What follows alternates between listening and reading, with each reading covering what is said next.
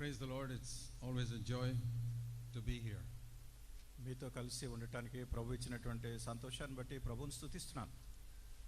And I'm always inspired when I see 94-year-old Brother Balasundar Rao so faithfully serving the Lord. 94 సంవత్సరాల వయసు కలిగినటువంటి బాలసుందర గారు చాలా నమ్మకంగా ప్రభువుని సేవిస్తున్నటువంటి విధానం బట్టి నాకు ఎప్పుడు కూడా చాలా ఉత్తేజం కలుగుతూ ఉంటుంది. I'm 15 years younger than him, but I want to follow in his footsteps. అందుకంటే నేను 15 సంవత్సరాలు చిన్నవాడిని, కానీ ఆయన నియమాలు పాటించాలని కోరుకుంటున్నాను. I hope all of you will live up to 94 and serve the Lord. మీరందరూ కూడా 94 సంవత్సరాల వయసు వరకు ఉండి అట్లానే ప్రభువుని సేవించాలని కూడా నేను కోరుతున్నాను. He's not going to stop. He's going to go for many more years. అయితే ఆయన ఇప్పుడు ఆగిపోవట్లేదు, ఇంకా చాలా సంవత్సరాలు ఆయన ఎందుకు వెళ్ళనంటున్నారు. So we have to follow in his footsteps. ఇంకా అదే మన లేఖనాల్లో కూడా మనం చూస్తూ ఉంటాం. So let's think of this verse that is our theme in Daniel chapter 7. మన ఈ పరిశుద్ధ సమాజ కూడికలను కూర్చున్నటువంటి శీర్షిక ముఖ్యాంశం దానియేలు గ్రంథం 7వ అధ్యాయంలో ఉన్నటువంటి వాక్యాన్ని మనం చూస్తాం. Verse 18. The saints of the highest will receive the kingdom, possess the kingdom forever, for all ages to come. దానియేలు గ్రంథము 7వ అధ్యాయము 18వ వచనంలో, అయితే మహోన్నతుని పరిశుద్ధులే రాజ్యాధికారం పొందుదురు, వారి యుగయుగములు యుగయుగాంతముల వరకు రాజ్యమేలుదురు. So to understand this verse properly, you must read the whole chapter. ఈ వచనాన్ని మీరు సరైన విధానంలో గ్రహించాలి అంటే ఈ అధ్యాయం అంతా చదవాలి.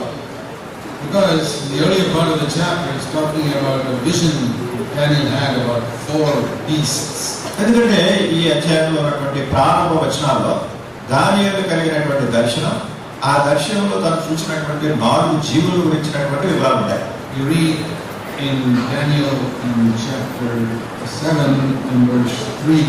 దానియేలు గ్రంథము 7వ అధ్యాయము 3వ వచనంలో చూస్తే, And there were 4 great beasts that come up from the sea, different from one another.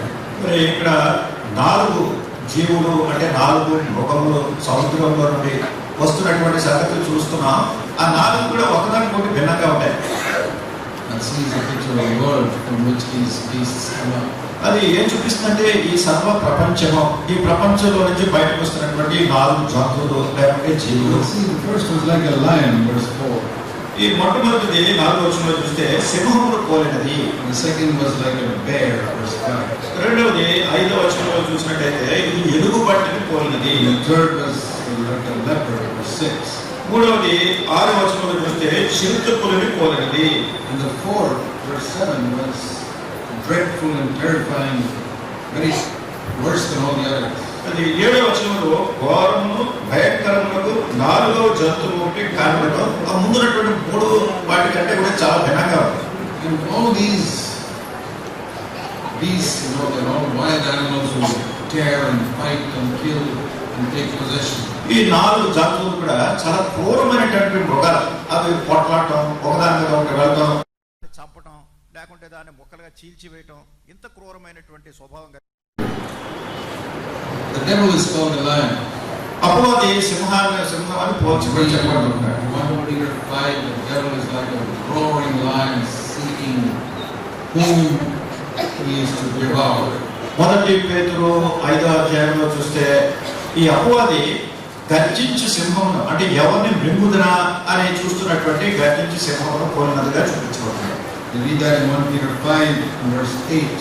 పేతురు రాసినటువంటి మొదటి పత్రిక 5వ అధ్యాయం 8వ వచనంలో దీన్ని చదువుతాం. Where it says, your adversary, the devil, prowls around like a roaring lion seeking someone to devour.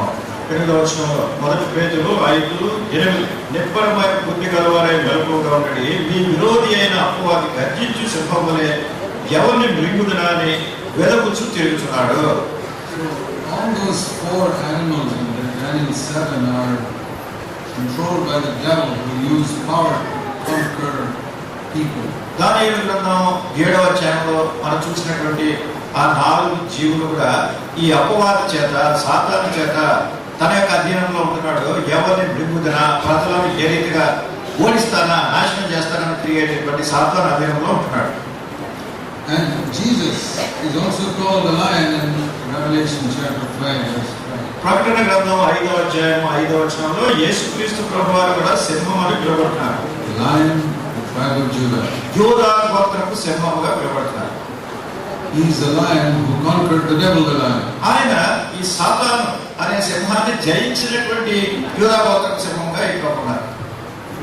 But whenever the Bible speaks about us believers, అయితే బైబిల్లో విశ్వాసమైనటువంటి మన గురించి ఎప్పుడు మాట్లాడినా కానీ we are not pictured like lions. మనం ఏదో సింహాలను పోలి ఎక్కడ చెప్పట్లేదు. Jesus said we are like sheep. యేసుక్రీస్తు ప్రభువారు చెప్పింది ఏంటంటే మీరంతా గొర్రెల వలె ఉన్నారు. The devil and his agents are like lions. అపవాది తన యొక్క అనుచరులు సింహాన్ని పోలినటువంటి వాడుగా ఉన్నారు. And Jesus, as ruler of the universe, is a lion that conquers him. యేసుక్రీస్తు ప్రభువారు అంటే సర్వలోకాన్ని జయించినటువంటి యేసుక్రీస్తు ప్రభువారు సాతాను అనేటువంటి సింహాన్ని జయించినటువంటి సింహంగా ఉన్నారు. He defeated Satan on the cross. ఆయన శిలువ మీద సాతాను ఓడించారు. But we are not to be like lions, అయితే మనము సింహం పోలినటువంటి వ్యక్తులుగా లేము. or like any of those animals mentioned in Daniel 7. లేకుంటే దానియేలు గ్రంథం 7వ అధ్యాయంలో చెప్పబడినటువంటి ఆ 4 జీవుల్లో దేనిని కూడా మనం పోల్చి We are చెప్పలేదు. to be like sheep. మనం గొర్రెలను పోలినటువంటి వాడు. Sheep don't fight. గొర్రెలు ఎప్పుడు కూడా పోట్లాడు. They don't tear and possess. అది వేరే జంతువుని పట్టుకుని చేర్చడం కానీ దాని కూడా చంపేయడం కానీ ఇట్లాంటివి జరగవు. You know, Jesus always pictured his people as weak and helpless. యేసుక్రీస్తు ప్రభువారు తన ప్రజలను ఎప్పుడు వాళ్ళు చాలా బలహీనులుగా నిస్సహాయులుగా ఉన్నటువంటి ప్రజలుగా ఆయన చూస్తున్నాడు, భావిస్తున్నాడు. In another parable, Jesus pictured in Luke 18 మరి యొక్క ఉపమానంలో లూకా సువార్త 18వ అధ్యాయంలో యేసుక్రీస్తు ప్రభువారు గురించి చెప్పినట్టు the church or believers are pictured in Luke 18 verse 3 as a widow. ఈ లూకా సువార్త 18వ అధ్యాయం 3వ వచనంలో విశ్వాసులు లేకుంటే సంఘము ఒక విధవరాలతో పోల్చి చెప్పాడు. Not a man, పురుషుడు కాదు, not a woman, స్త్రీ కాదు, a widow. ఒక విధవరాలు. A widow is one of the most helpless people on the earth. ఈ భూమి మీద విధవరాలు అంటే చాలా నిస్సహాయురాలైనటువంటి స్త్రీ. And she's going to the judge saying, please help me. అక్కడ ఉన్నటువంటి న్యాయవాది దగ్గరికి వెళ్ళి నాకు సహాయం చేయమని అడుగుతుంది. That is the picture Jesus used of the church. యేసుక్రీస్తు ప్రభువారు సంఘం గురించి పట్టాన్ని పోల్చి చెప్తున్నారు. A sheep, గొర్రెలు helpless. అవి కూడా నిస్సహాయంగా ఉంటాయి. A widow, helpless. అట్లనే విధవరాలు కూడా నిస్సహాయంగా ఉంటుంది. And he also used another picture. ఆయన మరి ఒక పటాన్ని తన ప్రజల గురించి చెప్తున్నారు. In Matthew 18. మత్తయి సువార్త 18వ అధ్యాయంలో In Matthew 18, he says that, verse 4, we must be like little children to become great in God's kingdom. మత్తయి సువార్త 18వ అధ్యాయం 4వ వచనంలో దేవుని రాజ్యంలో గొప్పవారిగా ఎంచబడడానికి ఈ లోకంలో మనం చిన్న పిల్లలు పోలేటువంటి మనసు కలిగి ఉండాలి. Verse 3, unless you are converted and become like children, you cannot enter the kingdom of heaven. 3వ వచనంలో మీరు మార్పు నుండి బిడ్డల వంటి వారైతేనే గాని పరలోక రాజ్యంలో ప్రవేశించాలని మీతో నిశ్చయముగా చెప్తున్నాను. Converted means we must change ourselves. మార్పు పొందడం అంటే మనల్ని మనం మారిపోవాలి. That means we are not like children in the beginning. ప్రారంభంలో మనం చిన్నపిల్లలను పోలి ఉన్నాం. We are very strong in ourselves, just like the devil. మనలను మనం ఏదో చాలా బలమైనటువంటి వాళ్ళగా ఎంచుకునే సాతాను మాదిరిగానే మన స్వభావం ఉంటుంది. Then you cannot get God's kingdom. అటువంటి స్వభావం ఉంటే దేవుని రాజ్యంలో ప్రవేశించలేము. In the world, you have to be strong to get God's earthly kingdom. మరి లోక సంబంధమైనటువంటి రాజ్యాన్ని చేపట్టాలి అంటే లోకంలో బలవంతులుగానే ఉండాలి. But the kingdom of heaven, if you want to possess it, he says you have to be helpless like a child. పరలోక రాజ్యాన్ని మీరు స్వతంత్రించుకోవాలి అంటే నిస్సహాయులైనటువంటి పిల్లలను పోలినటువంటి స్వభావం మనలో ఉండాలి. So see the pictures Jesus uses. యేసుక్రీస్తు ప్రభువారు చూడండి నమూనా మనకు పోల్చి చెప్తున్నటువంటి పటాలు ఎలా ఉన్నాయి. All are weak, helpless things or people. మరి ప్రజల్లో ఉన్నటువంటి బలహీనమైనటువంటి నిస్సహాయమైనటువంటి సంగతులు. Sheep, గొర్రెలు, widows, విధవరాలు, children. చిన్న పిల్లలు. No, most of us don't want to be like that. మనలో చాలా మంది ఇట్లా ఉండడానికి ఏం ఇష్టం ఉండదు. We want to be known as strong. మనం అంతా నేను బలంగా ఉన్నానంటే నేను బలంగా ఉన్నానని నిరూపించుకోవాలని చూస్తారు. Do so many things. ఏదో చాలా పనులు ఏదో చేయటానికి. That is why you are defeated by sin. నా ప్రియమైనటువంటి సహోదరులారా సహోదరులా అందుకొరకే మనం సాతాను చేత ఓడిపోతున్నాం. That is why the devil has power over your life and and your family. అందుకొరకే మీ జీవితంలో మీ యొక్క కుటుంబంలో సాతాను శక్తివంతమై ఉంటున్నాడు. God's way is not man's way. దేవుని మార్గాలు మనుషుని మార్గాలు లాంటివి కావు. In man's way, one animal more powerful than the other captures it. మనుషుని మార్గం ఎలా ఉంటుందంటే ఒక జంతువు వేరే జంతువు మీద చాలా శక్తివంతమై దాన్ని ఓడించాలి అనేటటువంటి మనసు కలిగి ఉంటుంది. The lion will jump on other animals and kill it and eat it. సింహము వేరే జంతువుల మీద పడి వాటిని చంపేస్తుంది. But as Christians, we are not supposed to be like that. అయితే క్రైస్తవులుగా మనం అట్లాంటి మనస్తత్వం కలిగి ఉండకూడదు. We need to understand that. That's what he's emphasizing in Daniel chapter 7. ఇది మనం గ్రహించాలి. అందుకొరకే దానియేలు 7వ అధ్యాయంలో ఈ విషయాలన్నీ మన కొరకు రాయబడ్డాయి. See, the book of Daniel, if you turn to chapter 12 of Daniel, దానియేలు గ్రంథంలో 12వ అధ్యాయం చూస్తే there's something very interesting written there. ఇక్కడ చాలా శ్రద్ధ కలిగించే సంగతులు రాయబడి ఉన్నాయి. In Daniel chapter 12 and verse 4, all the visions that Daniel had, దానియేలు కలిగి ఉన్నటువంటి దర్శనాలన్నీ చూసిన తర్వాత so many wonderful things the Lord spoke about the future. అనేకమైనటువంటి అద్భుతకరమైనటువంటి సంగతులు భవిష్యత్తును గురించినటువంటి సంగతులు ప్రభువు ఆయనకు బోధించారు. In fact, in Daniel chapter 9, it is even mentioned when Jesus will come and die. దానియేలు గ్రంథం 9వ అధ్యాయంలో అయితే యేసుక్రీస్తు ప్రభువారు ఎప్పుడొచ్చి మరణిస్తారనే వివరాలు కూడా రాయబడ్డాయి. The exact year. దాని సరైన సంవత్సరం కూడా రాయబడింది. You see in Daniel chapter 9, దానియేలు గ్రంథం 9వ అధ్యాయం, where Daniel was given a vision by the Lord. ప్రభు దానియేలుకు అనుగ్రహించిన దర్శనం ఇక్కడ. And he talks in verse 24 about 70 weeks. 24వ వచనంలో 17 వారముల గురించి రాయబడింది. And then he speaks about 62 and 7, 69 weeks తర్వాత in verse 25. 62 దానితో 7 కలిపితే 69 ఈ వారముల గురించినటువంటి సంగతి చివరి వచనంలో రాయబడింది. That's talking about so many years. అది అనేకమైనటువంటి సంవత్సరాల గురించినటువంటి వివరాలు. 483 years. 483 సంవత్సరాలు. Then verse 26, the Messiah will be cut off or crucified. అప్పుడు 26వ వచనంలో ఈ మెస్సయ తొలగించబడి ఆయన సిలువ మీద మరణిస్తారనే సంగతి. The exact year when Jesus was going to be crucified is mentioned there. యేసుక్రీస్తు ప్రభువారు అసలు ఎప్పుడు సిలువ వేయబడతారా అనేటటువంటి సంవత్సరం కూడా ఇక్కడ రాయబడింది వివరాలు. Nobody could understand it. అనేకులు దీన్ని గ్రహించుకుని ఉంటున్నారు. We understand it now. అయితే మనం ఇప్పుడు దీన్ని గ్రహిస్తున్నాం. And I'll tell you why. ఎందుకో నేను చెప్తాను. Because the Lord told Daniel in chapter 12 verse 4. ఎందుకంటే 12వ అధ్యాయం 4వ వచనంలో ప్రభు దానియేలుతో చెప్పిన సంగతి ఏమిటంటే, conceal these words, hide these words. ఈ గ్రంథం అన్నటువంటి విషయాలను ముద్రించాలి, దాన్ని దాచిపెట్టి ఉంచాలి. It's hidden, nobody can understand it. అంటే ఎవరు కూడా దాన్ని గ్రహించకుండా దాన్ని దాచి ఉంచాలి. The book is sealed. The meaning of this book is sealed. ఈ గ్రంథమును గురించినటువంటి సంగతులు వివరాలు దానికి ముద్ర వేసి So ఉంచాలి. people read all that in Daniel 9 and they couldn't understand it. అయితే ప్రజలు దానియేలు గ్రంథం 9వ అధ్యాయాన్ని చదివారు కానీ వాళ్ళకి ఏమీ అర్థం కాలేదు. But it says here it's only up till the end of time. When you come to the end of time, the book will be open. అంటే చివరి దినాలు అంత్యకాలం వచ్చేంత వరకు కూడా ఈ గ్రంథాన్ని తెరవకూడదు. అది ఎవరికి తెలియదు. We are living in that end of time. మనము ఈ యుగాంతమందు మనం జీవిస్తున్నాం.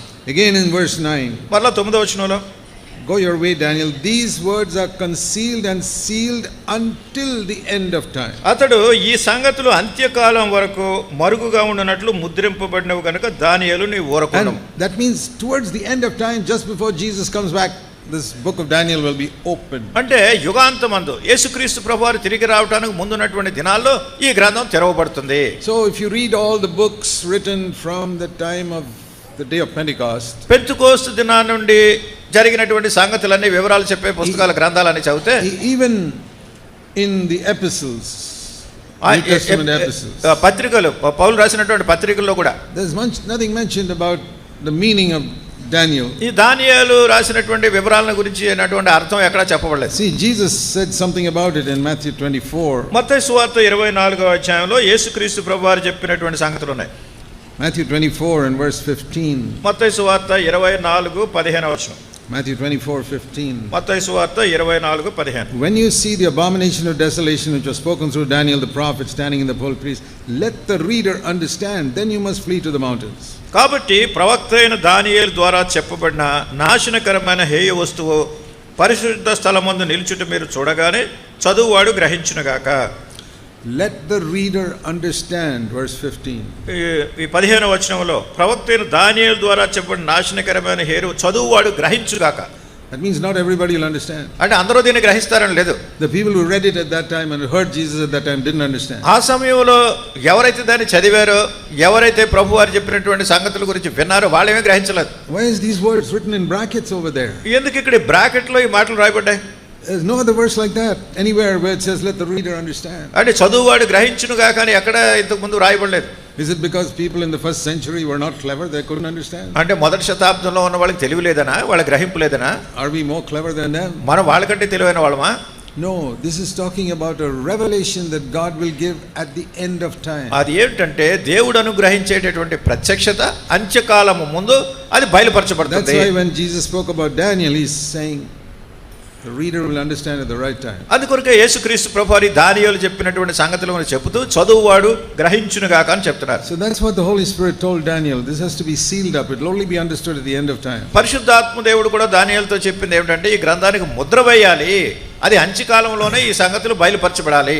So in all these years from the time of the apostles, అపోస్తలులు ఉన్నటువంటి దినాల నుండి జరిగినటువంటి కాలమంతట్లో కూడా so many books have been written about the Christian faith in 1900 years. మరి క్రైస్తవ విశ్వాసాన్ని గురించి 18-19 సంవత్సరాల వరకు కూడా అనేకమైనటువంటి పుస్తకాలు రాయబడ్డాయి. But it's only in the last 100 years that people have begun to understand what Daniel was speaking. అయితే గతించిన 100 సంవత్సరాల నుండి మాత్రమే దానియేలు రాసినటువంటి గ్రంథంలో ఉన్నటువంటి సంగతులు ప్రజలు గ్రహించడం ఆరంభించారు.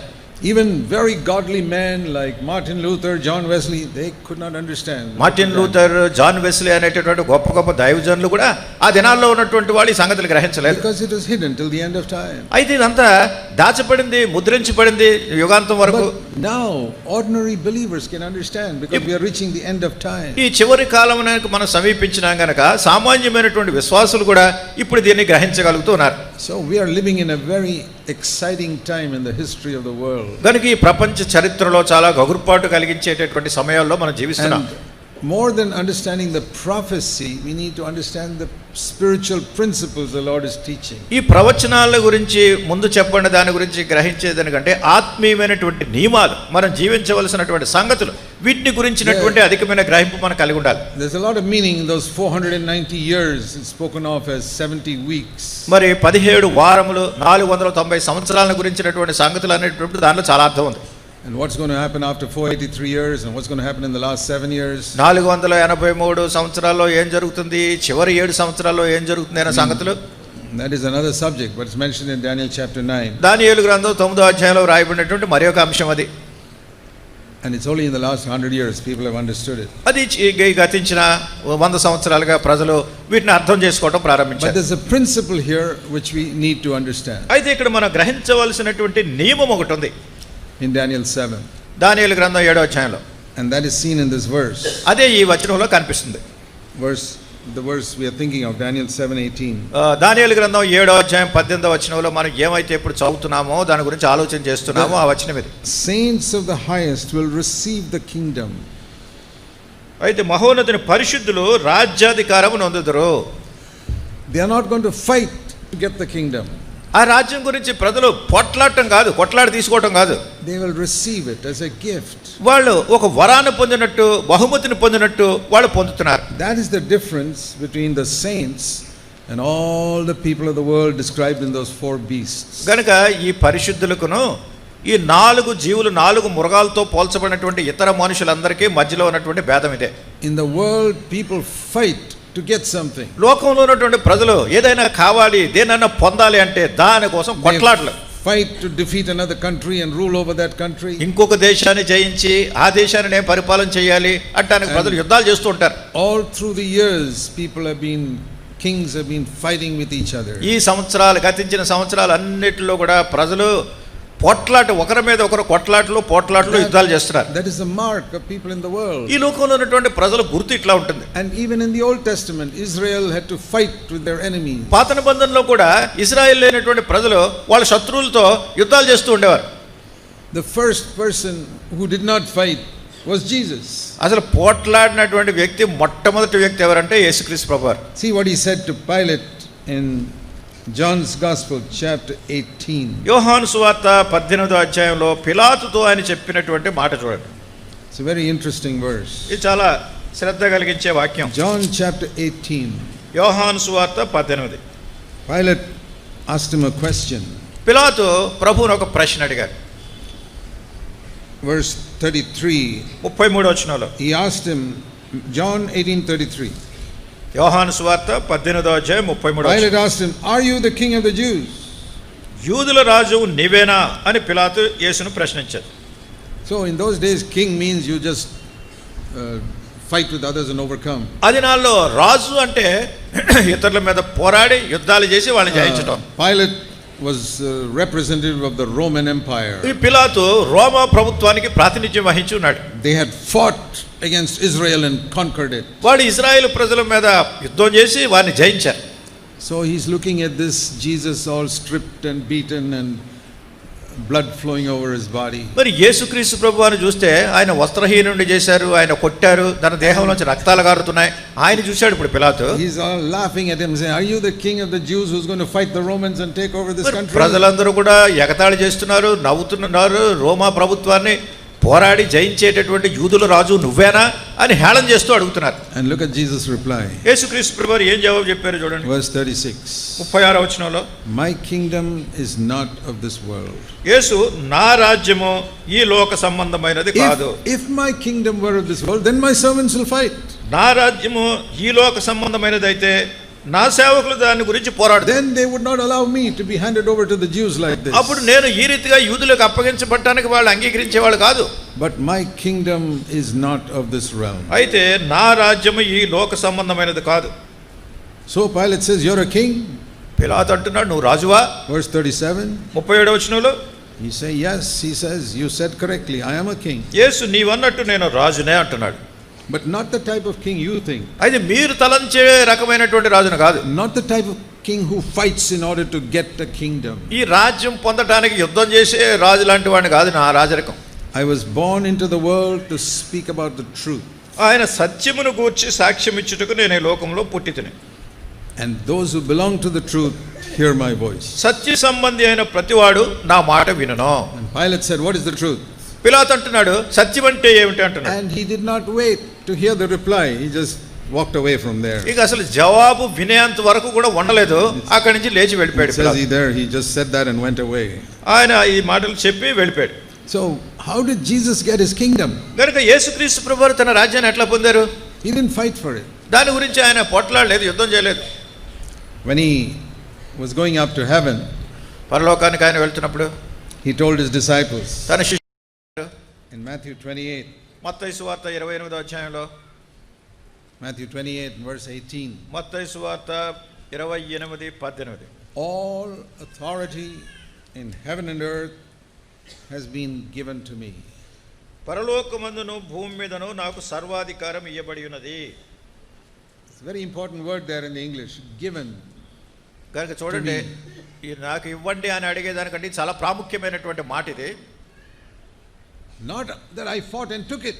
నేను ఏదో దీని గురించి కొట్లాడి పొందినటువంటిది కాదు. Say, "Lord Jesus, how did you get all authority in heaven and earth?" యేసుక్రీస్తు ప్రభువారికి పరలోకమందు భూమి మీద అధికారం అంతా ఎలా వచ్చింది? Pilate was only thinking of the Roman Empire. మరి పిలాతు రోమా ప్రభుత్వాన్ని గురించి ఆలోచిస్తున్నాడు. Here you're saying you got authority in heaven and earth. నీవేం భూమి మీద పరలోకమందు నీకు అధికారం కలిగి ఉందంటున్నావు? How did you get it? ఎలా వచ్చింది ఇది నీకు? It was given to me. అది నాకు అనుగ్రహించబడింది. I didn't fight for it. దీని గురించి నేను ఏమో పోట్లాడలేదు. My Father gave it to me. నా తండ్రే నాకు ఇచ్చారు.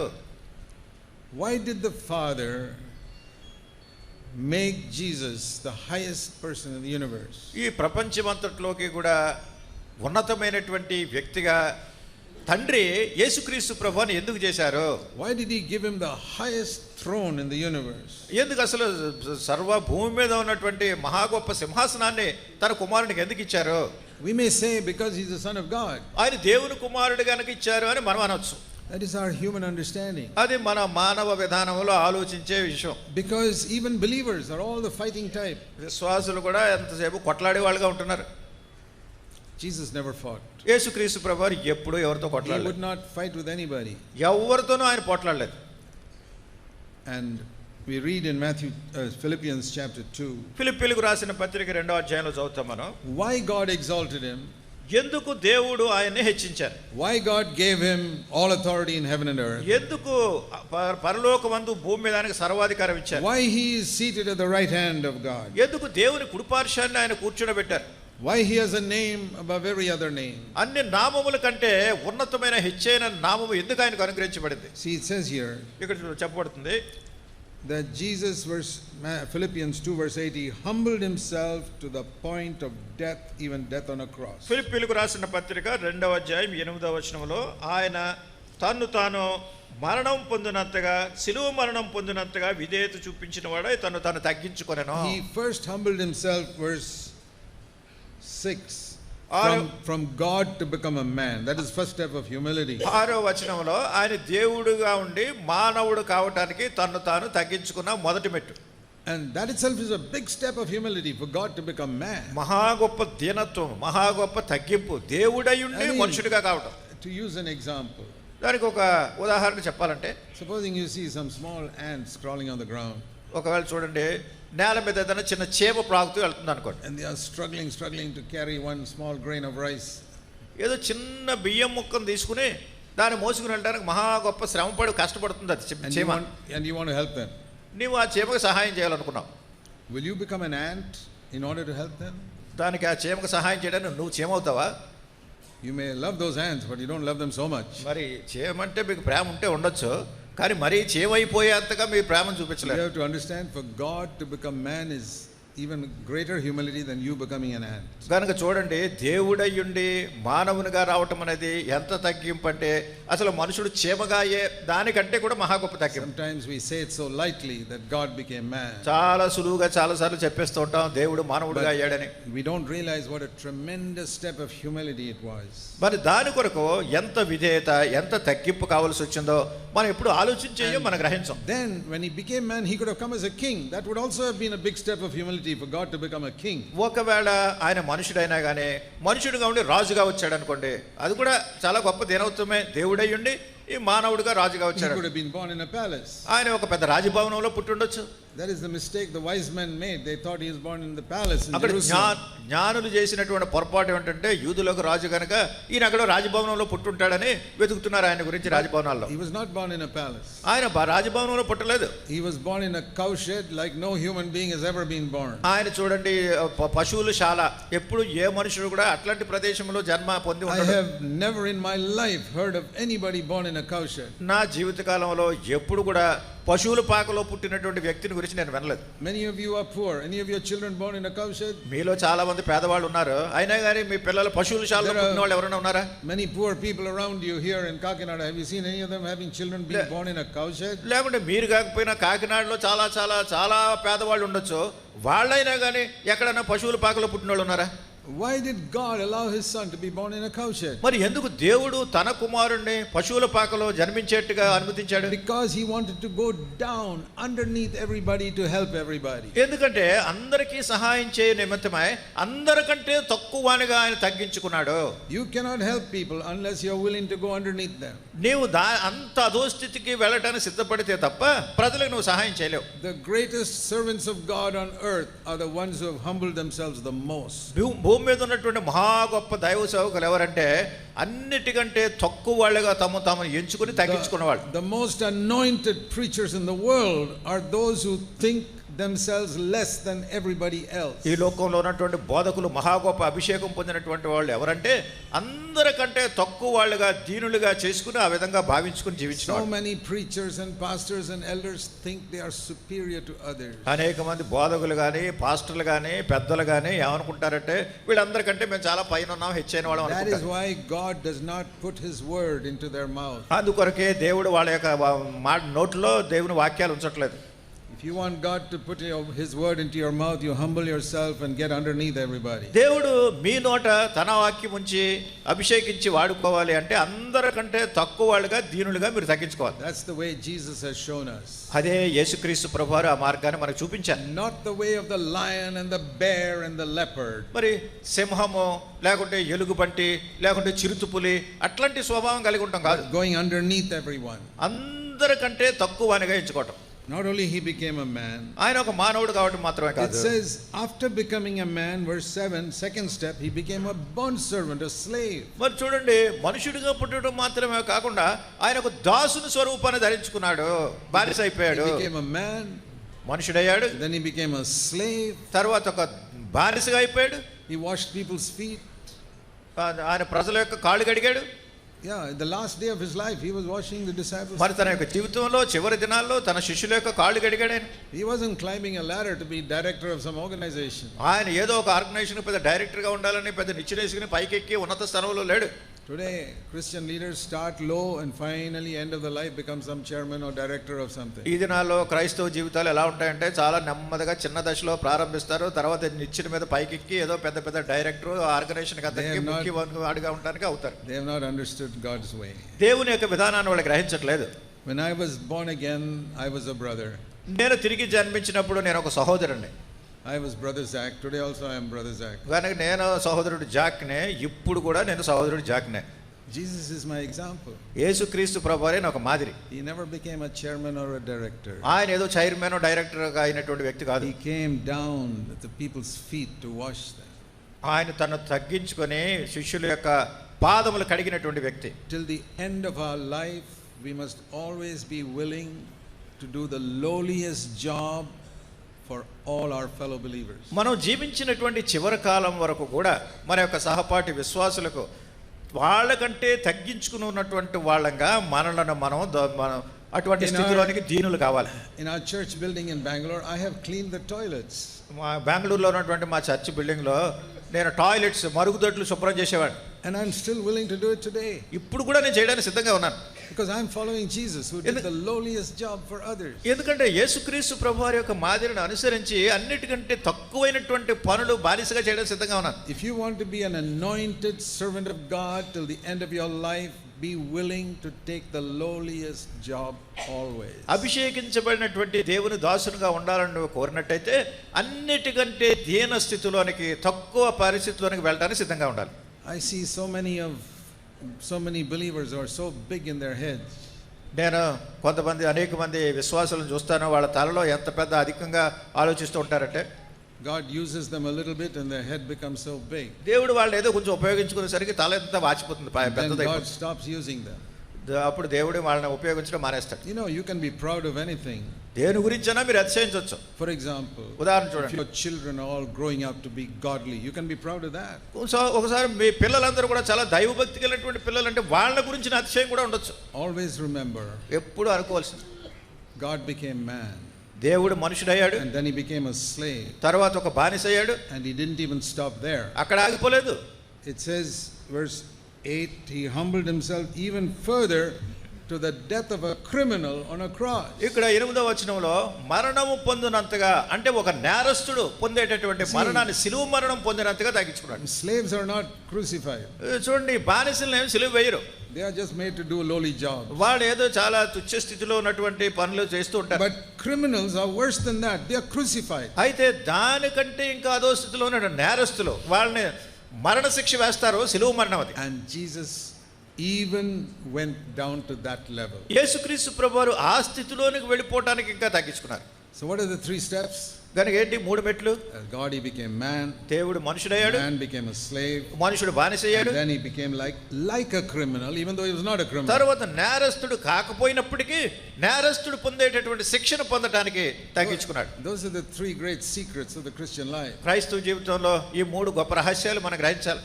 Humility, humility, humility. దీనత్వము, దీనత్వము, మళ్ళా దీనత్వం. If you haven't understood that, you have not understood the most important thing in the Christian life. ఇంతవరకు మీరు దీన్ని గ్రహించకపోతే క్రైస్తవ జీవితంలో చాలా ప్రాముఖ్యమైన సంగతి మీరు గ్రహించలేదన్నమాట. When other people meet you as a believer, మరి ఇతర వ్యక్తులు మిమ్మల్ని విశ్వాసగా కలుసుకున్నప్పుడు they must not primarily see you as a clever man, but as a humble man. మిమ్మల్ని ఏదో పెద్ద తెలివైన వాడిగా చూడడం కాదు, మీరు దీనులుగా ఉండటం వాళ్ళు చూడాలి. Don't try to impress people with your Bible knowledge. కనుక మీకున్న బైబిల్ జ్ఞానంతో ప్రజల యొక్క మెప్పు పొందడానికి ప్రయత్నం చేయకండి. Do you know who's got the best Bible knowledge? అందరికంటే కూడా అధికమైన బైబిల్ జ్ఞానం ఉన్న వ్యక్తి ఎవరు? The devil. సాతాను. He could even quote a word to Jesus యేసుక్రీస్తు ప్రభువారి దగ్గర కూడా ఈ బైబిల్లో ఉన్న వచనాలు చెప్పారు. in the temptation. శోధన వచ్చినప్పుడు. He told Jesus, it's written like this in the Bible, so jump from the roof. యేసుక్రీస్తు ప్రభువుతో చెప్పాడు, ఇదిగో ఈ గ్రంథంలో నుంచి ఫలానా వాక్యం ఈ రీతిగా వ్రాయబడింది. He knew the exact verse to quote. సరైనటువంటి వచనమే సరైన సందర్భంలో చెప్పాడు. He knows the Bible better than anybody else. అందరికంటే కూడా బైబిల్ చాలా అధికంగా తెలిసిన వ్యక్తి సాతాను. But he's more evil and more proud than anybody else. అయినప్పటికీ అందరికంటే కూడా అతిశయం గర్వం కలిగినటువంటి వ్యక్తి, అందరికంటే దుష్టత్వం కలిగిన వ్యక్తి. I've seen preachers who know the Bible. అట్లానే బోధకులు కూడా బైబిల్ అంతా బాగా తెలిసిన వాళ్ళు చూశాను. Quote this verse, that verse, the other verse all the time. ఈ వచనం, ఆ వచనం, అక్కడ వచనం, ఇక్కడ వచనం, మొత్తం బైబిల్ అంతా చెప్పేస్తూ ఉంటారు. But they are proud. అయినా కానీ వాళ్ళు అతిశయం గర్వం ఉంటుంది. So though they can quote verses, God is not with them. వచనాలు ఇలా వాళ్ళు చెప్పేయగలిగినా కానీ దేవుడు వాళ్ళతో లేడు. It's good to know the Bible. Bible తెలుసుకోవడం మంచిది. I've spent 60 years studying this book. ఈ పుస్తకాన్ని చదువుతూ 60 సంవత్సరాలు గడిపాను నేను ఇప్పటికి. Not because I want to quote verses, because I want to know what God wants me to అంటే do. దీనిలో ఉన్నటువంటి వచనాలన్నీ వాళ్ళకి వీళ్ళకి చెప్పడానికి కాదు, దైవ గ్రంథంలో ఏముందో నేను తెలుసుకోవడానికి చదువుతున్నాను. I don't study the Bible to impress people with my knowledge of the Bible. Bible గురించినటువంటి జ్ఞానంతో ఇతరులు మెప్పు పొందటానికి నేను బైబిల్ చదవటం లేదు. I study the Bible because I want to know what God wants me to do. దేవుడు నేను ఏం చేయాలని కోరుతున్నాడో తెలుసుకోవడానికే నేను బైబిల్ చదువుతాను. So always pursue humility. గనుక ఎల్లప్పుడూ కూడా ఈ దీనత్వం అనే దాన్ని నేర్చుకోండి. Now comes the answer to this question. ఇప్పుడు ఈ ప్రశ్నకి జవాబు వస్తుంది. Because Jesus humbled himself like that. యేసుక్రీస్తు ప్రభువారు ఈ రీతిగా తగ్గించుకున్నారు See గనుక. what it says in verse 9. 9వ వచనంలో ఏం రాయబడింది? For this reason, this was the reason why God exalted him highly. అందుచేత అంటే ఈ కారణాన్ని బట్టి దేవుడు ఎందుకు పరలోకంలో ఈయన హెచ్చించాడు అనేది. Read it. చదవండి. He was not exalted because he is the son of God. ఆయన దేవుని కుమారుడని హెచ్చింపబడలేదు. See what it says, for this reason. అందుచేత.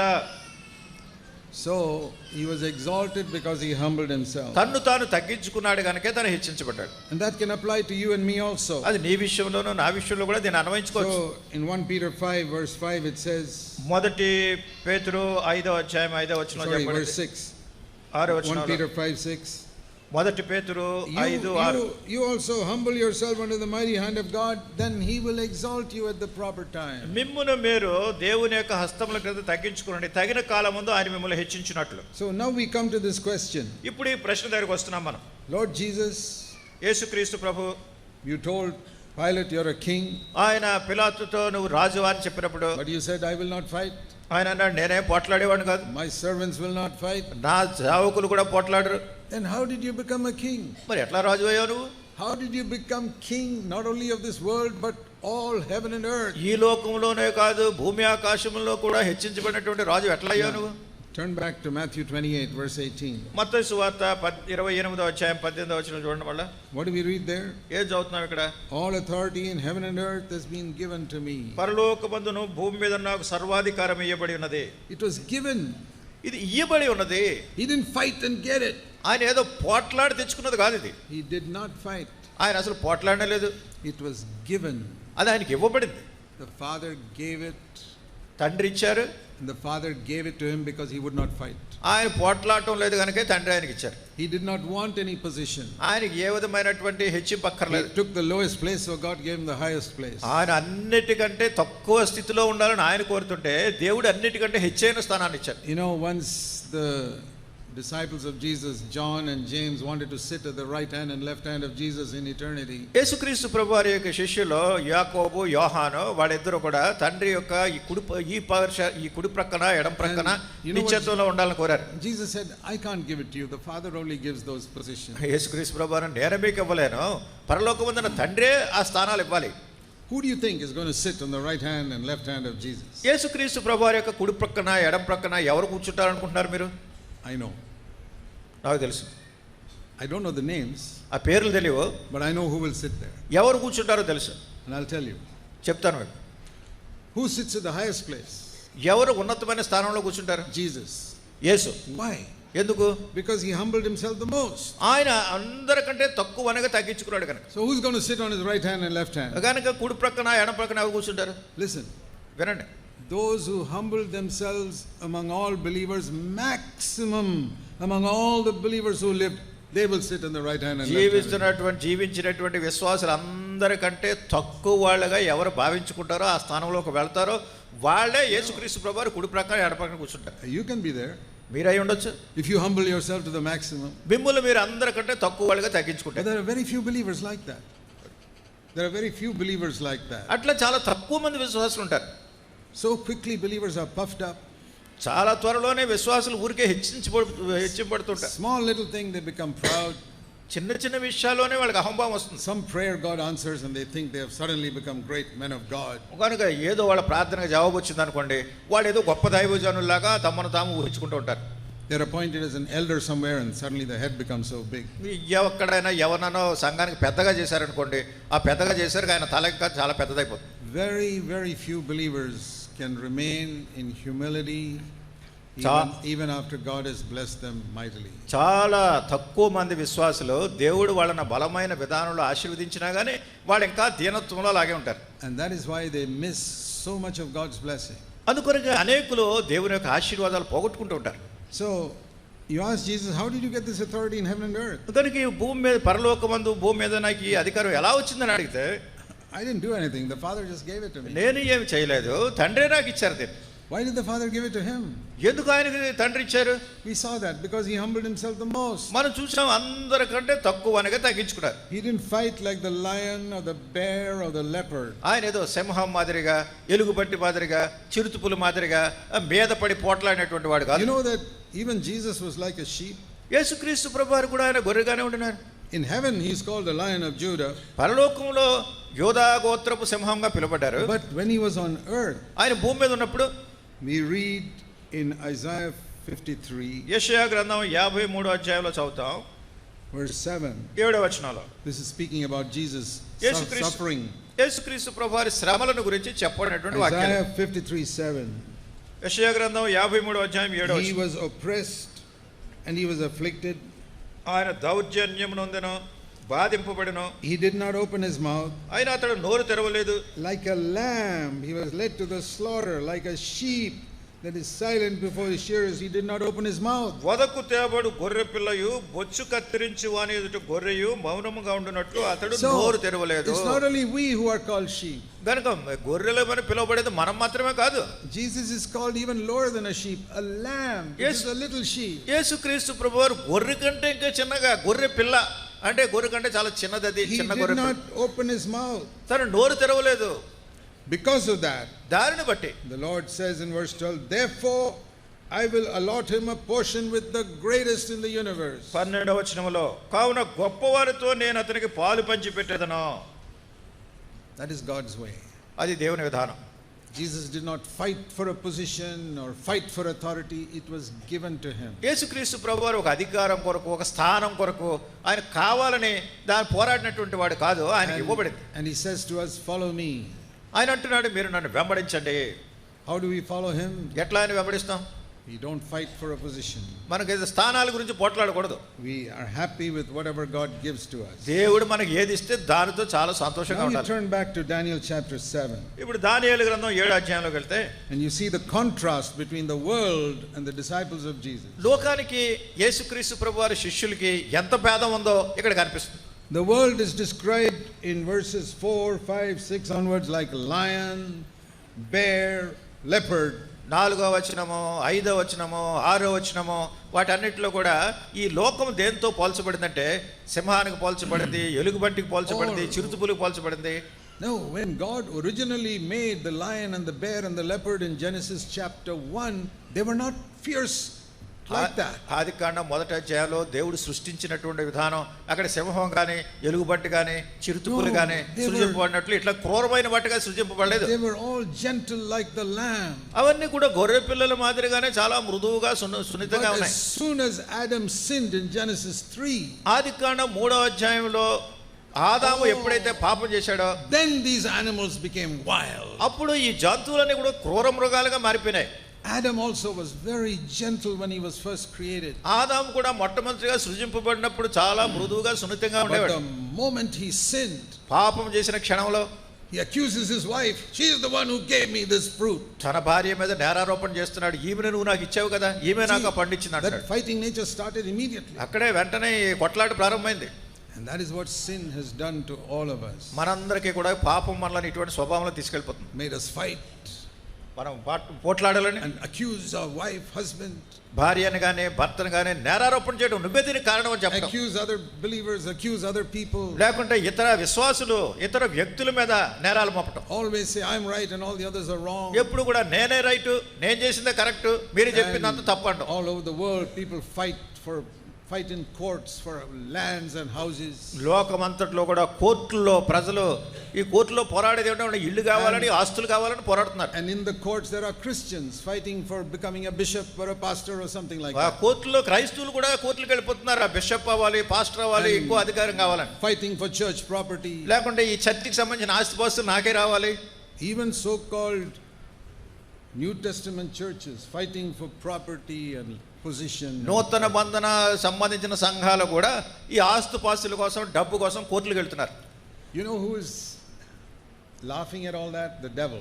ఇవన్నీ చూసి నవ్వుతూ ఉండే వ్యక్తి ఎవరంటే సాతాను. These people say they are following Jesus. వీళ్ళందరూ యేసు ప్రభువును వెంబడిస్తున్నా ఉంటున్నారు.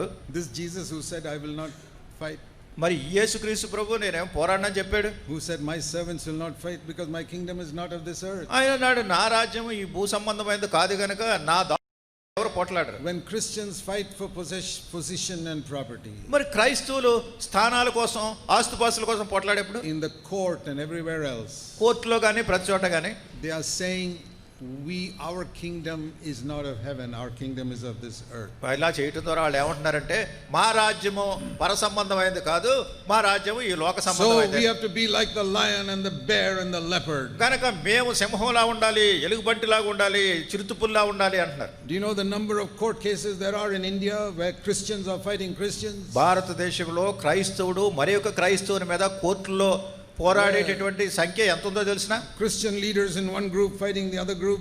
ఒక క్రైస్తవ నాయకులు ఒక గుంపు వాళ్ళు ఇంకో గుంపు వాళ్ళ మీద కోర్టులకు వెళ్తున్నారు. Even so-called born-again believers fighting other born-again believers. తిరిగి జన్మించామని చెప్పుకునేటటువంటి వాళ్ళు కూడా తిరిగి జన్మించామని చెప్పుకునే వేరే వాళ్ళ మీద కోర్టులో కేసులు వేస్తున్నారు. They are not born again. వాళ్ళు తిరిగి జన్మించలేదు. If they are born again, they have lost their salvation now. వాళ్ళు తిరిగి జన్మించున్నట్టయితే ఇలా చేసినందుకు రక్షణ పోగొట్టుకున్నారు. Because they are not following Jesus who said I will not fight. ఎందుకంటే నేను పోరాడను అని చెప్పేటటువంటి యేసు ప్రభువుని వాళ్ళు వెంబడించట్లేదు. They are not following Jesus who said my servants will never fight. నా దాసులు నా సేవకులు ఎప్పుడూ పోరాడరు అని ప్రభువు చెప్పిన విషయాన్ని వీళ్ళు Who are అనుసరించట్లేదు. these people who are fighting? కానీ ఎవరు ఈ పోట్లాడేవాళ్ళు? They are not servants of Jesus because Jesus said my servants will not fight. యేసుక్రీస్తు ప్రభువారి సేవకులు కాదు, ఎందుకంటే యేసుక్రీస్తు ప్రభువారు చెప్పారు నా సేవకులు వీటి కోసం పోరాడరని. In my lifetime I have been through many Christian denominations. నా జీవిత కాలంలో నేను చాలా క్రైస్తవ తెగలు డినామినేషన్ల వారి యొక్కకు వెళ్ళాను. Many people have accused me of many things. అనేక మంది ప్రజలు నా మీద రకరకాలుగా నేరారోపణ చేశారు. When I was about 23-24 years old, నాకు ఇంచుమించు 23-24 సంవత్సరాల వయసు ఉన్నప్పుడు Brother Buxing loved me very much. సోదరుడు బక్సింగ్ గారు నన్ను చాలా ప్రేమించారు. He was training me like a Timothy for many years. అనేక సంవత్సరాలుగా తిమోతికి తర్బీదు ఇచ్చినట్టుగా ఆయన నాకు కూడా తర్బీదు ఇస్తూ పెంచారు. In those days he told me 3 things. ఆ దినాల్లో 3 విషయాలు నాకు చెప్పారు. He said never make your needs known to anybody on this earth. ఆయన ఏం చెప్పారంటే నీ అక్కరలో భూమి మీద ఎప్పుడూ ఎవరికి చెప్పకూడదు. And I followed that for 55 years now. 55 సంవత్సరాలుగా నేను ఆ నియమాన్ని పాటిస్తూ వస్తున్నాను. And second thing he said, always live very simply. రెండోదిగా ఆయన చెప్పింది ఏంటంటే ఎప్పుడు కూడా నీ జీవిత శైలి సామాన్యమైన విధానంలో ఉండాలి. Don't waste your money on unnecessary luxuries. నువ్వు అనవసరమైనటువంటి విలాసవంతమైనటువంటి వాటి కోసం నువ్వు డబ్బులు ఖర్చు పెట్టొద్దు. That also I followed for 55 అది కూడా నేను years. అనుసరిస్తూ వచ్చాను. And the third thing he said was, మూడవది ఆయన చెప్పింది ఏంటంటే when people accuse you, keep your mouth shut, don't fight back. ప్రజలు నీ మీద నేరారోపణ చేసినప్పుడు నోరు మూసుకునే ఉండాలి కానీ తిరిగి వాళ్ళ మీద పోట్లాడకూడదు. That also I followed for 55 years. అది కూడా 55 సంవత్సరాలుగా అనుసరిస్తూ వస్తున్నాను. So I'm very thankful that I had the advice of a man of God like that when I was young. నేను చాలా చిన్న యవన దశలో ఉన్నప్పుడు అటువంటి దైవజనుడు నాకు ఇచ్చినటువంటి సలహాలను బట్టి దేవునికి వందనాలు చెల్లిస్తున్నాను. But somehow for various reasons, I'm not going to go into those reasons. అయితే రకరకాల కారణాలు బట్టి ఆ కారణాలన్నీ I వివరించినట్టు could not continue there. దానిలో ఆ సహవాసం ఉండలేకపోయాను. I was pushed out by other people. అక్కడ ఉన్నటువంటి వేరే ప్రజలు అక్కడ నుంచి నన్ను బయటికి నెట్టారు. I give thanks for that also. దాన్ని బట్టి కూడా దేవునికి వందనాలు చెల్లిస్తున్నాను. Because God had some other plan for my life. నా జీవితంలో దేవుడు మరి ఒక విధానంలో ఏర్పాటు కలిగి I ఉన్నాడు. have no complaint against a single human being. కనుక ఏ ఒక్కరి మీద కూడా నాకు ఏ విధమైనటువంటి ఫిర్యాదు లేదు. God allowed certain things to work for my good. దేవుడు నా మంచి కోసమే కొన్ని విషయాలు నేను అనుమతించాడు. For the good of other people whom I was called to serve. మరి నేను కలిసి పనిచేస్తున్నటువంటి ఇతరుల యొక్క మంచిని గురించి కూడా దేవుడు మంచి చేశాడు. I learned early in my Christian life. నా క్రైస్తవ జీవితంలో ఆరంభంలోనే నేర్చుకున్నటువంటి విషయాలు, I must not accuse people. ప్రజలను నేను ఎప్పుడు కూడా I నేరారోపణ must చేయను. not fight with people. ప్రజలతో పోట్లాడకూడదు. If people take away something, I say let them take it. ఎవరైనా ఏదైనా లాక్కుని తీసుకెళ్తున్నారనుకోండి, వదిలేయటమే దాన్ని. God gave Jesus authority. He didn't fight for it. మరి దేవుడు యేసుక్రీస్తు ప్రభువారికి అధికారం ఇచ్చారు. దాని గురించి యేసుక్రీస్తు ప్రభువారు ఏం పోట్లాడలేదు. God can give me authority. దేవుడు నాకు అధికారం ఇవ్వగలడు. And if God gives authority, nobody can stand against దేవుడు it. అధికారం ఇస్తే దాన్ని ఎవరు లాక్కుని వెళ్ళిపోలేరు. I've seen that even in, just like Jesus cast out demons with one word. యేసుక్రీస్తు ప్రభువారు దయ్యములను ఒక్క మాటతో వెళ్ళగొట్టినటువంటి సందర్భంలో ఉన్న సంగతి నేను చూశాను. We read that in Matthew chapter 8. మత్తయి సువార్త 8వ అధ్యాయంలో దాన్ని చూస్తాం. Matthew chapter 8. మత్తయి సువార్త 8వ అధ్యాయం. He went around different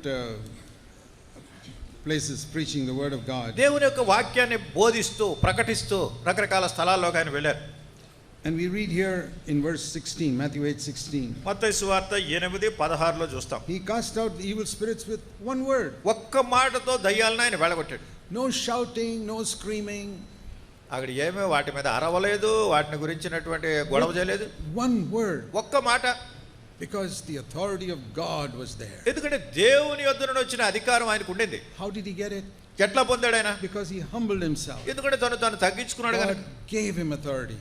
దేవుడే ఆయనకి అధికారం ఇచ్చాడు. And he told his disciples, తన శిష్యులతో చెప్పారు, you go and cast out demons. మీరు వెళ్ళి దయ్యాలను వెళ్ళగొట్టండి.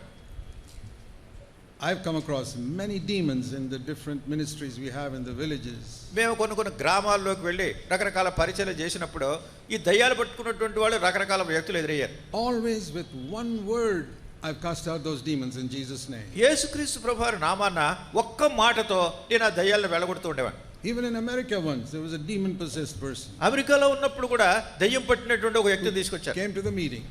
మీటింగ్కి రావడం జరిగింది. After the meeting, ఆ మీటింగ్ అయిన తర్వాత with one word I cast out the demon. The person was born again. ఒక్క మాటతో ఆ దయ్యాన్ని నేను వెళ్ళగొట్టాను. తర్వాత ఆ వ్యక్తి తిరిగి జన్మించారు. It's not something you fight and get.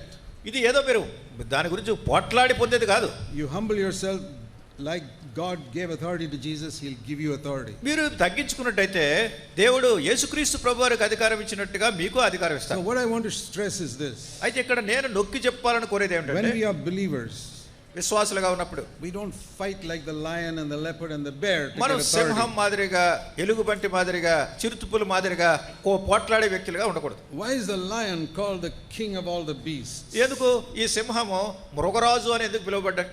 Why isn't the sheep the king of all the beasts? ఎందుకు గొర్రెలను అనలేదు? ఇవే మృగరాజు అని గొర్రె గురించి ఎక్కడని చెప్పారా?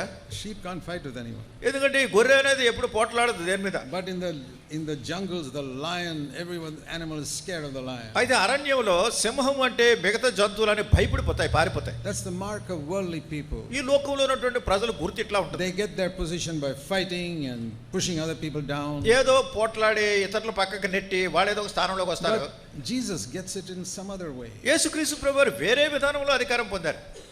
He gets it by the Father giving it to him. తండ్రి తనకు అనుగ్రహించడం ద్వారా పొందారు. So in Daniel chapter 7, దానియేలు గ్రంథం 7వ అధ్యాయంలో first of all it tells us of these wild animals. మొట్టమొదటిగా ఈ క్రూర మృగాల గురించిన సంగతులు చదువుతాం. And in verse 15, 15వ వచనంలో Daniel says, my spirit was distressed and the visions were alarming me.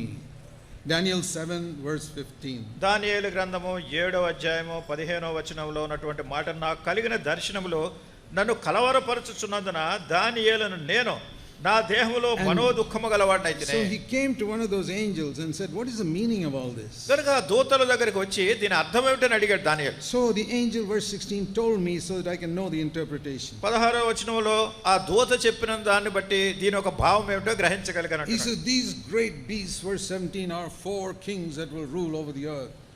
గనక 17వ వచనంలో ఈ మహాజంతువులు 4 అయింది లోకమందు ప్రభుత్వం చేయబోతున్న 4 రాజులను సూచించుచున్నది. How did they get that? ఎట్లా పొందారు వీళ్ళది? How did they get their kingdoms? ఎట్లా ఈ రాజ్యాలు వచ్చినాయి వీళ్ళకి? By fighting like lions and leopards and tearing other people. సింహముల మాదిరిగా లేకుంటే ఈ చిరుతుపుల్ల మాదిరిగా ఇతరుల మీద పడి వాళ్ళని చీల్చి చెండాడి వీళ్ళు అధికారాన్ని సంపాదించారు, రాజ్యాలు But సంపాదించారు. finally, చివరిగా the kingdom of the whole world ఈ సర్వలోకము రాజ్యం అంతా కూడా will be possessed by the saints, God's people. అయితే దేవుని ప్రజలు దాన్ని ఆక్రమించుకుంటారు, వాళ్ళ స్వాస్థ్యంగా That's what అవుతుంది. it says in verse 18. అదే 18లో చూస్తాం. Finally, the saints of the highest will possess all the kingdoms of the earth. అయితే మహోన్నతుని పరిశుద్ధులే రాజ్యాధికారం పొందుదురు. How will they get it? ఎట్లా వస్తుంది వీళ్ళకి? See what it says here?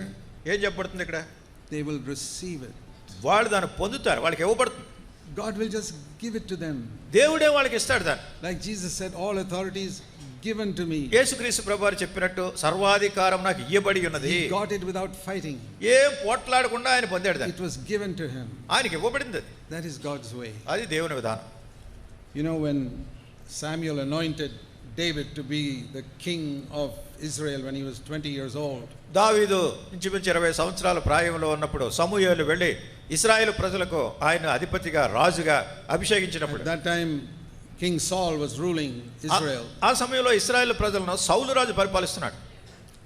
And one day when David was hiding in a cave, ఒక దినాన్ని దావీదు ఒక గుహలో దాక్కున్నప్పుడు Saul was out to kill him, సౌలు అతను చంపేయాలనుకున్నాడు దావీదు. and Saul did not know that David was hiding in the cave. మరి దావీదు ఆ యొక్క గుహలో ఉన్నాడు అనేటువంటి సంగతి సౌలు తెలియదు. So King Saul went into the cave to rest and take some sleep. అయితే ఆ గుహలోనికి వెళ్ళి కొంచెం విశ్రాంతి తీసుకోవాలని సౌలు రాజా గుహలోకి While వెళ్ళినప్పుడు he was sleeping, ఆయన నిద్రపోతున్నప్పుడు in one corner of the cave, David and his soldiers were standing there. ఒక మూలలో ఉన్నారు దావీదు తనతో ఉన్నటువంటి సైనికులు కూడా. You read that in 2 Samuel. రెండవ సమూయేలు గ్రంథంలో ఈ వివరాలు చదువుతాం. 1 Samuel. మొదటి సమూయేలు గ్రంథంలో. And one of the soldiers told David, "Now go and kill him. God has given him into your hand." ఆ సైనికుల్లో ఒకడు అన్నాడు, చూడు నీ శత్రువుని దేవుడే నీకు అప్పగించాడు, వెళ్ళి చంపే అన్నాడు. He said, "No. దావీదు అన్నాడు, I లేదు, will not fight and take the kingdom like that. నేను ఇట్లా పోరాడి ఈ రాజ్యాన్ని తీసుకునేవాడిని కాదు. Even though God has anointed me, దేవుడు నన్ను అభిషేకించినా కానీ I will not fight and take the kingdom. నేను పోరాడి యుద్ధం చేసి ఆ రాజ్యాన్ని If తీసుకోను. God wants to give it to me, he'll give it to me." దేవుడు నాకు ఇవ్వాలనుకుంటే ఇస్తాడు. And that happened twice. 2 సార్లు జరిగింది ఈ సంఘటన. And one day, ఒకరోజు without David fighting with Saul at all, God gave David the kingdom. దావీదు అసలు సౌలుతో ఏ విధంగా పోట్లాడకుండానే దేవుడే ఈ రాజ్యాన్ని దావీదుకి ఇచ్చాడు. This is written for our instruction. ఇది మన నియమం కొరకు ఇవన్నీ రాయబడ్డాయి.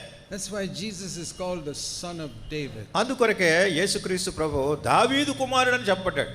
He also did not fight to get the kingdom. ఆయన కూడా ఈ రాజ్యం పొందడానికి పోరాడలేదు. And if we follow Jesus, we got to be like that. మన యేసు ప్రభువును వెంబడించాలి అంటే ఈ నియమాన్ని మనం పాటించాలి. See 1 Samuel, మొదటి సమూయేలు, this incident that I mentioned, you can read it sometime when you get time. నేను మీతో చెప్పినటువంటి సంగతి మీకు సమయం ఉన్నప్పుడు తర్వాత మీరు చదవచ్చు. In 1 Samuel we read, మొదటి సమూయేలు గ్రంథంలో ఈ వివరాలు చదువుతాం. after he had killed Goliath, గొలియాతుని చంపిన తర్వాత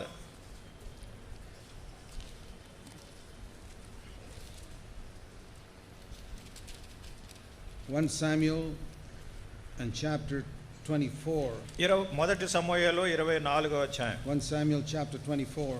మొదటి సమూయేలు 24. It says there about Saul pursuing after David, ఇక్కడ సౌలు దావీదును తరుముతున్నాడు. and David was hiding in a cave, we read. మరి దావీదు ఒక గుహలో దాక్కుని ఉన్నట్టుగా చదువుతాం And ఇక్కడ. 1 Samuel 24:3, మొదటి Saul went Samuel into that 24:3. cave to rest. మార్గం ఈ సౌలు విశ్రాంతి తీసుకోవడానికి Verse గుహలోకి 3. వెళ్ళాడు. Verse 3. మూడవ వచనంలో. And then the men of David said to him, verse 4, now is the time. God has given your enemy into his hand. Kill him. 4వ వచనంలో, దావీదు జనులు, అదిగో నీ దృష్టికి ఏది మంచిదో అది నీవు అతనికి చేయనట్లు నీ శత్రువుని నీ చేతికి అప్పగించునని యెహోవా నీతో చెప్పిన దినం వచ్చిన అతనితో చెప్పి దావీదు లేచి వచ్చి సౌలునకు తెలియకుండా అతను పై వస్తు కోసం. And David said, no, దావీదు అన్నాడు, లేదు అన్నాడు, I won't do it. నేను అది చెయ్యను. So just to prove to Saul that he wouldn't do it, he cut a bit of Saul's dress. In అతను అలా verse 4, last part. అతను చేయకుండా ఉండటానికి జరిగినటువంటి సంగతిని నిరూపించడానికి దావీదు ఏం చేశాడంటే సౌలు యొక్క వస్త్రపు చెంగును He చిన్న just మొక్కను cut కోశాడు. a small corner of his robe. మరి తన యొక్క వస్త్రం చివరి భాగంలో చిన్న మొక్క And కోశాడు. even that, verse 5, his conscience troubled him. Why did you cut the king's అలా robe? చేసినందుకు కూడా రాజు వస్త్రాన్ని నేను ఎందుకు కోశానా అని మనసులో నొచ్చుకున్నాడు. ఇక్కడ 5వ వచనంలో So he stood and told Saul, లేచి సౌలుతో అన్నాడు, why are you trying to kill me, King Saul? మరి సౌలా ఎందుకు నన్ను చంపాలని ప్రయత్నం చేస్తున్నావు నువ్వు? He said, see, I cut this from your robe, I could have killed you. ఇదిగో నీ వస్త్రపు చెంగు నేను కోశాను, అసలు నేను చంపేసి ఉండేవాడిని. Verse 10, 10వ వచనంలో the Lord had given you into my hand, and some said to kill you, but I would not stretch out my hand against you. ఈ దినాన్ని నిన్ను చంపాలని ప్రజలు నన్నుకు నా ఆలోచన చెప్పినా కానీ నేను నా చెయ్యి చాపి నిన్ను చంపాలని నాకు ఇష్టం లేదు. And that broke Saul's heart. It says he began to weep. అది సౌలు హృదయం బద్దలైపోయినట్టు చేసింది. సౌలు ఏడవటం ప్రారంభించాడు. Twice that happened. 2 సార్లు ఇట్లా జరిగింది. There we see how David was a man after God's own heart. ఇక్కడ మనం చూస్తున్నాం దావీదు ఎట్లా దేవుని హృదయానుసారుడైన వ్యక్తిగా ఉన్నాడు. So remember that phrase in 1 Daniel 7, the saints receive the kingdom. They don't fight and get it. కనుక దానియేలు గ్రంథం 7వ అధ్యాయంలో ఉన్నటువంటి మాటను మీరు జ్ఞాపకం చేసుకోండి. దేవుని ప్రజలు పొట్లాడేటటువంటి వాళ్ళు కాదు, దేవుని ద్వారా పొందేటటువంటి వాళ్ళు. Just like Jesus received. యేసుక్రీస్తు ప్రభువారు పొందినట్టుగానే. So if you want to receive something from God, దేవుని దగ్గర నుంచి నువ్వు ఏదైనా పొందాలి అంటే don't fight for it. దాని గురించి ఎప్పుడు పొట్లాడద్దు. Don't fight for property. ఆస్తి గురించి పొట్లాడద్దు. Don't fight with your relatives saying, no, this property is mine. నీ బంధువులతో ఈ ఆస్తిలో నాకు వాటా వస్తుంది, నాకు భాగం వస్తుందని కొట్లాడ There are పెట్టుకోకండి. believers who go to court fighting for property. విశ్వాసులుగా ఏదో ఆస్తిపాస్తుల కోసం కోర్టులకు వెళ్ళే వాళ్ళుగా ఉండొద్దు. We don't fight for property. మనం ఆస్తిపాస్తుల గురించి మనం పోట్లాడకూడదు. Jesus said, my kingdom is not of this world. If it belongs to the world, we'll fight. యేసుక్రీస్తు ప్రభువారు నా రాజ్యం ఈ లోక సంబంధమైనది కాదు, లోక సంబంధమైన వాళ్ళు వాటి కోసం పోట్లాడుకుంటూ ఉంటారు. You know why so many believers are defeated by sin? ఎందుకు అనేక మంది విశ్వాసులు పాపం చేత ఓడింపబడుతున్నారు? You know why the devil has so much power over them? ఎందుకు వాళ్ళ మీద సాతానుకు అంత గొప్ప శక్తి ఉంది? Because they fight for earthly things and with earthly people. ఎందుకంటే వాళ్ళు భూ సంబంధమైనటువంటి వారి కొరకు భూ సంబంధమైనటువంటి వ్యక్తులతో వాళ్ళు పోట్లాడుతున్నారు. Many years ago, చాలా సంవత్సరాల కిందట God filled me with the Holy Spirit. దేవుడు పరిశుద్ధాత్మతో నన్ను నింపినాడు. I said, Lord, how can I have power over Satan? నేను అన్నాను, పాపం మీద నాకు అధికారం ఎట్లా పొందగలను? I said, I don't want to be a church leader. నేనేదో సంఘ నాయకుడిగా I ఉండకూడట్లేదు, don't want to be an elder. నేను పెద్దగా ఉండకూడట్లేదు, I don't want any honor in the church. సంఘంలో నాకే గొప్ప ఘనత అక్కర్లేదు, I don't want any honor on this earth. ఈ భూమి మీద నాకు ఏ ఘనత అక్కర్లేదు. But I want to have power over Satan. అయితే పాపంపై అధికారం నాకు కావాలి. That's all I want. అదే నాకు కావాల్సింది. And the Lord showed me ప్రభు నాకు చూపించింది ఏమిటంటే in Ephesians 6 ఎఫెసీయులకు రాసిన పత్రిక 6వ అధ్యాయం and verse 11. 11వ వచనం. Put on the armor of God that you can stand against the schemes of the devil. ఎఫెసీయులకు రాసిన పత్రిక 6వ అధ్యాయం 11వ వచనంలో ఉన్నటువంటి మాట. ఎఫెసీ 6:11. అపవాది తంత్రములు ఎదిరించుటకు శక్తిమంతులగునట్లు దేవుడిచ్చి సర్వాంగ కవచం ధరించుకున్నాడు. And then verse 12. తర్వాత 12వ వచనం. Our struggle is not against flesh and blood, but against all these evil rulers of Satan's forces. 12వ వచనంలో ఏలయనగా మనం పోరాడున శరీరాలతో కాదు గాని ప్రధానులతోనూ అధికారులతోనూ ప్రస్తుత అంధకార సంబంధులకు లోకనాథులతోనూ ఆకాశ మండలమందున దురాత్మల సమూహములతోనూ పోరాడుచున్నాం. So when the Lord told me from verse 12, 12వ వచనం నుంచి ప్రభు చెప్పాడు నాకు, if you want to overcome Satan's forces, మరి సాతాను యొక్క విధానాలను జయించాలి అంటే you must make one decision today, ఈ దినాన్ని ఒక తీర్మానం చేసుకోవాలి, that you will never again fight with human beings. మనుషులతోనూ ఎప్పుడు దేని గురించి పోట్లాడకూడదు. That's what it says here. అదే ఇక్కడ చెప్పబడుతుంది. We will not fight with human beings ఈ మనుషులతో మనం పోట్లాడకూడదు, because we're going to fight the devil. ఎందుకంటే అపవాదితో మనం పోట్లాడే. So many years ago I decided that చాలా సంవత్సరాల కింద నేను తీర్మానం I will చేసుకున్నాను, never fight with human beings for anything. దేని గురించి కానీ మనుషులతో నేను ఎప్పుడు పోట్లాడు. If they push me out of some church, దాని సంఘంలోంచి బయటికి నెట్టేసినా కానీ I say, God bless you, I will leave quietly and I'll do my own work somewhere else. వాళ్ళకి నమస్కారం పెట్టి దేవుడే మిమ్మల్ని ఆశీర్వదించిన కాక అని నెమ్మదిగా వెళ్ళిపోయి నేను ఎక్కడో నా పని ఎక్కడో ప్రారంభించుకుంటాను. More than once it has happened to me, నాకు ఒకటి కంటే అధికమైన సార్లు ఇట్లా జరిగింది. where I was pushed out of some church because I preached the truth and they didn't like it. మరి నేను కొన్ని సంఘాల్లో సత్యాన్ని బోధించినప్పుడు అది వాళ్ళకి ఇష్టం లేదు కనుక ఆ సంఘం నుంచి నన్ను బయటకు పంపిస్తారు. Once one big Pentecostal conference, I was invited to speak for 3 days. ఒకసారి ఒక పెద్ద పెంటికోస్టల్ చర్చ్ కాన్ఫరెన్స్ లో 3 రోజులు మాట్లాడడానికి పిలిచారు బోధ There were చేయడానికి. 12,000 people there. 12,000 మంది ప్రజలు ఉన్నారు అక్కడ. And I said, I don't want to speak to the 12,000 people here. నేను అన్నాను ఇక్కడ 12,000 మంది ప్రజలతో మాట్లాడడానికి రాలేదు. I want to speak to all the pastors sitting here. ఇక్కడ కూర్చున్న పాస్టర్ల గురించి మాట్లాడడానికి వచ్చాను అన్నాను. And I want to preach to you on being righteous in money matters. డబ్బు విషయంలో కూడా ఎంత యథార్థంగా ఉండాలో ఆ సంగతి మీతో 2 మాట్లాడకూడదు. days I spoke on being righteous with funny money matters. డబ్బు విషయాల గురించి ఎంత యథార్థంగా ఉండాలని రెండు రోజులు బోధించిన తర్వాత The third morning, మూడో రోజు ఉదయాన్నే the senior pastor said, we don't want to listen to you anymore. ఆ పాస్టర్ గారిలో పెద్ద ఆయన సీనియర్ పాస్టర్ గారు అన్నారు, ఇంక మీరు చెప్పేది ఇంక మాకు అక్కర్లేదండి అన్నారు. I said, okay, God bless you. సరే నమస్కారం పెట్టి దేవుడు మిమ్మల్ని దీవించిన కాక అన్నారు. I won't fight. నేనేం పోరాడను. Fine. సరే Perfectly okay. సరే ఈ భూ సంబంధమైన సంగతుల గురించి I've had that experience number of times. ఇట్లా అనేకమైనటువంటి సందర్భాల్లో నాకు ఇట్లాంటి అనుభవాలు ఉన్నాయి. I refuse to fight with human beings. మనుషులతో పోట్లాడడానికి నేను ఎప్పుడు తిరస్కరిస్తాను. Therefore, I have power over Satan. అందుకొరకే పాపంపై నాకు అధికారం ఉంది. You don't have power over Satan because you're fighting with human beings. నువ్వు సాతాను మీద అధికారం నీకు ఎందుకు లేదు అంటే నువ్వు మనుషులతో పోట్లాడుతున్నావు. You fight with your daughter-in-law and mother-in-law and brother-in-law. నీ కోడల మీదో లేకుంటే మీ అత్తగారి మీదో లేకుంటే మీ బావమరిది మీదో ఎవరి మీద కొట్లాడి పెట్టుకుంటున్నావు వస్తాను. How can you fight the devil?